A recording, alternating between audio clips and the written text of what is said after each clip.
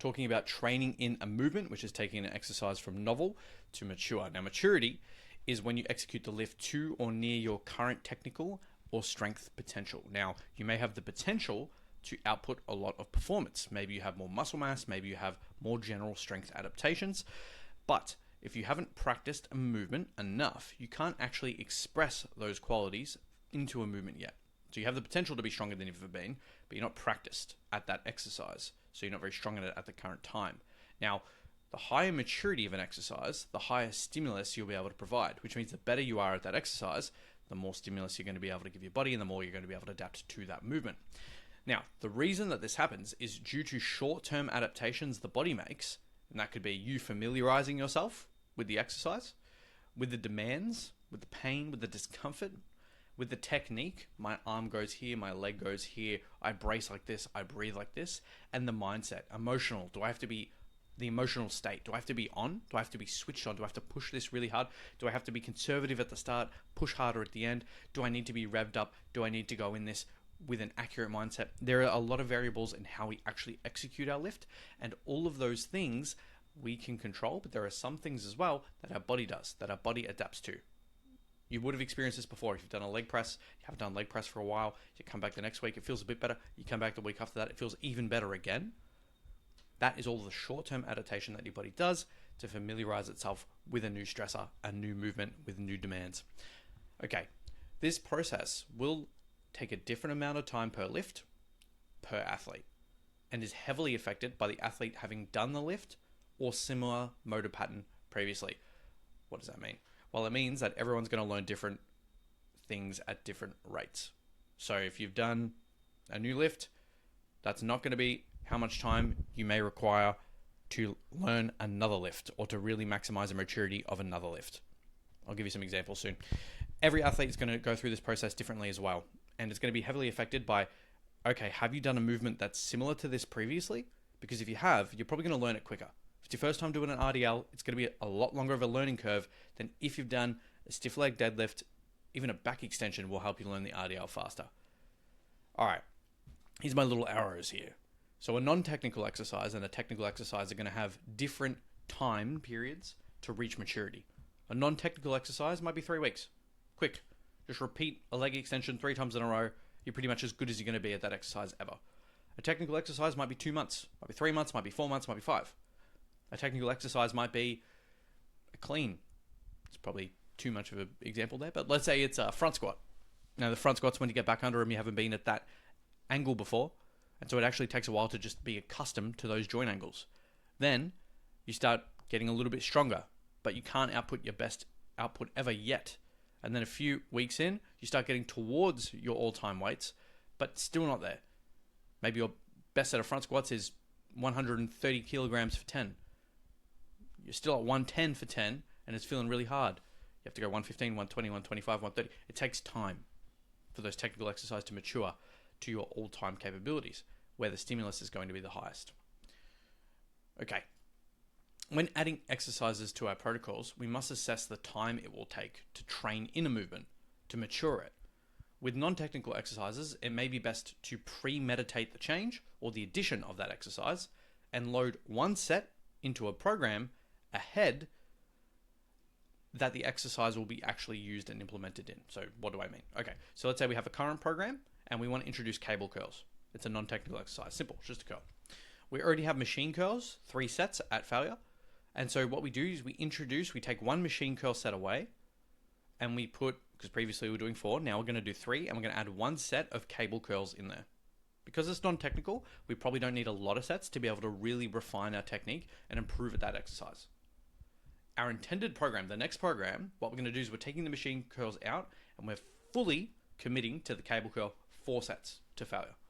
And so because we trained it last program, you already have trained the movement in. You already spent the 2-3 weeks necessary to improve the ability to perform that movement so that when you go into your next program, seamless transition, you're already training that movement at your best. You're already getting the most stimulus you possibly could out of the new program. Think about this. If you were to jump on a new program and you had 6 new exercises, you may not be able to train those movements at your best. They might not be mature for maybe 3-4 weeks. How productive is that program for the first 3-4 weeks? Maybe not as productive as we could have it.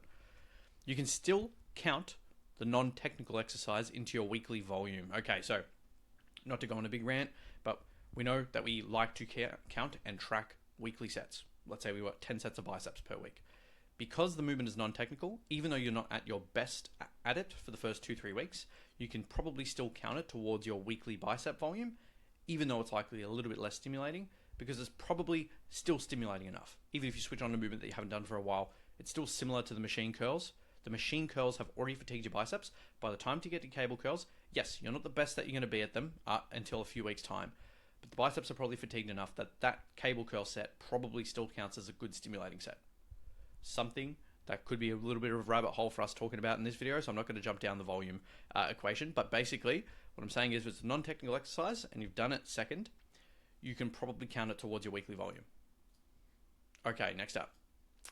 Technical exercises are way more complicated to count. And if an athlete has done a similar movement, a deficit RDL for example, and then they're switching to a tempo RDL, the exercise will need very little time to reach maturity. However, if an athlete has been on a big hiatus from that type of movement and was previously quite strong, we can have the opposite thing happen. What that means is that, well, I have an example here. Let's say you have a 270 kilo deadlift at 79 kilos or a 280 kilo hip thrust at 61 kilos. The athlete might actually take 2 to 5 months to train that lift back in, to have that lift mature again. Why? In the case of switching from a deficit RDL to a tempo RDL, those movements are very similar. And if the movement's already trained at a high level, it's probably only going to take a few weeks to really shift those slight technical variations over to be able to perform the tempo RDL really well. But if someone's taken a break, 6 months, and they were a 270 kilo deadlifter, that's a big change. That is a big change from what the system was doing previously to what it's doing now. So there would be periods in which the weight would be so submaximal that we wouldn't even count the lift towards a weekly volume either. So the 10 sets of bis, let's say it's a deadlift and we're counting it for glutes. Well, some of those weights that we're lifting aren't really going to challenge the glutes. They're just going to challenge your position, your ability to execute the lift. So here's a little example. All right, we got the 270 deadlifter. Their current max at that time is only 210. Their all-time max is 270, but they cannot be that strong or express that much strength in that moment. So the current training is only 145 kilograms. Is that going to be stimulating?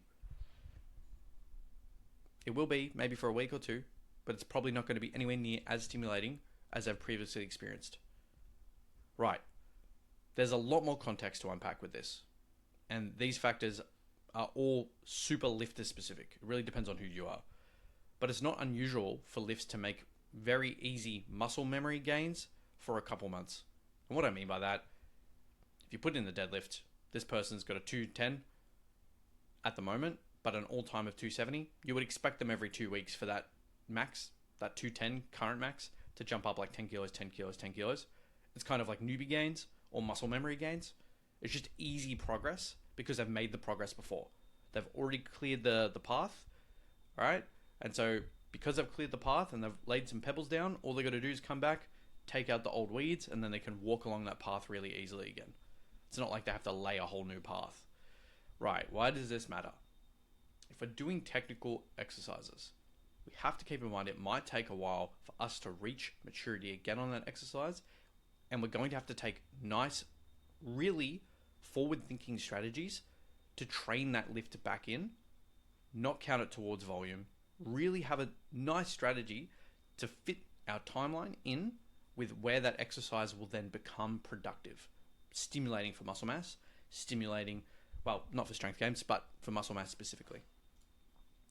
Last one, some practical takeaways. Okay, mature movements that you've trained in are gold. They're important. They carry you. Protect them. If you have a program that includes 3 great exercises, let's say dumbbell bench, dips, and incline Smith bench, and you can't do one of those due to limitations, you're at a different gym, you have a slight shoulder niggle, something like that, then only replace that movement with one that you've trained in already, or the quality won't be equated. If you've got 14 sets of chest, dumbbell bench, dips, incline Smith bench, You take the dumbbell bench out and then you put push-ups. You haven't trained push-ups recently. The set of push-ups does not, what's the word I'm looking for? It does not equate to the same quality of stimulus as the dumbbell bench that you've trained in. The trained in has an asterisk behind those exercises that you've done for long enough. They're special. So if you're going to take the dumbbell bench out, maybe it's better to do more incline Smith bench, because that is a trained in movement. It's a higher quality movement at this time for you. And so you want to keep doing high quality movements. Respect and build your program around technical, high stimulus exercises that you invest a lot of time in and then reap the benefits of. Train it in. Once it gets difficult and progress slows down and you're really executing well, that's where you should sit, and you should just deposit that hard work into those sets week after week after week for as long as you can. And that's probably what is going to be the highest stimulus per week and create the greatest change within your body.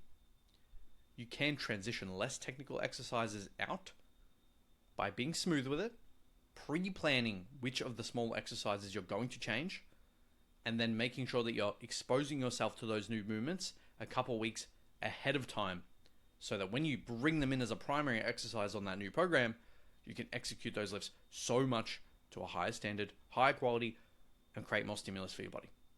If you have any questions, let me know.